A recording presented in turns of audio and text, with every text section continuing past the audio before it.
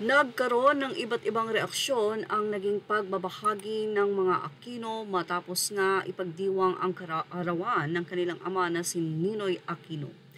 Ibinahagi din ito ng ABS-CBN. Dito ay inilagay nila ang pahayag ng mga Aquino hinggil sa palitan ng usapan ni na Vice President Sara Duterte at ang kasalukuyang Pangulong Bongbong Marcos. Ayon sa mga Aquino, si Ninoy Aquino siguro ang politikong nakaranas ng pinakamatinding panggigipit mula sa Marcos.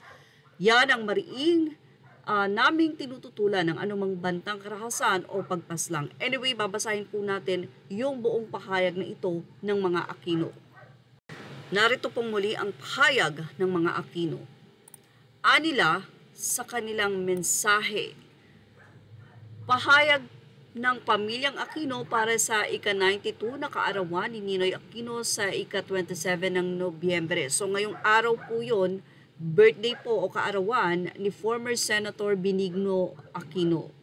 Si Ninoy Aquino na siguro ang politikong nakaranas ng pinakamatinding panggigipit mula sa mga Marcos. Karapat-dapat na sila'y pananagutin para sa kanya at sa libo-libo pang dinakip, tinorture at pinatay sa pamamagitan ni Marcos Sr. Gayunpaman, hanggang sa kanyang huling araw, naniniwala si Ninoy sa lakas ng mapayapang pakikibaka. At noong 1996, ito ang nagpalaya sa atin mula sa kalupitan at kasakiman ng diktatura. Ito rin ang pinaninindigan ng naiwan niyang pamilya. Mariin naming tinututulan ang anumang bantang karahasan o pagpaslang. Ipanalangin natin ang ating bayan. Marami ang nakapansin sa mensahe ng mga Aquino na ito ay may dalawang meaning. Una, ang pagpanig sa mga Duterte dahil sinabi nila na kinokondena nila ang ginawa ng mga Marcos o ng diktatura. Ibig sabihin, kinikilala nito na ang nangyari sa kanilang ama ay dahil din talaga sa diktadura o maraming nawala ng buhay that time nang si Marcos Sr. pa ang nakaupo. Ito ay malinaw sa unang paragraph. Say din niya ng isang netizen. Sa pangalawang paragraph naman ay kinukundina nila ang anumang banta ng pagpaslang at naniniwala pa rin sila sa maayos at malinis na pagkakaisa at ipanalangin ng ating bansa. So, ayon nga sa mga netizen, walang kinikilingan ng mga Aquino at neutral lamang ito. Pero napansin nila na idiniin ng mga Aquino ang ginawa ng mga Marcos before, especially sa kanilang ama. Ipinaalala din ng mga netizen kung sino ang nagpunta sa Davao upang hingi ng oo ni VP Sara Duterte na maging kaalyado nila.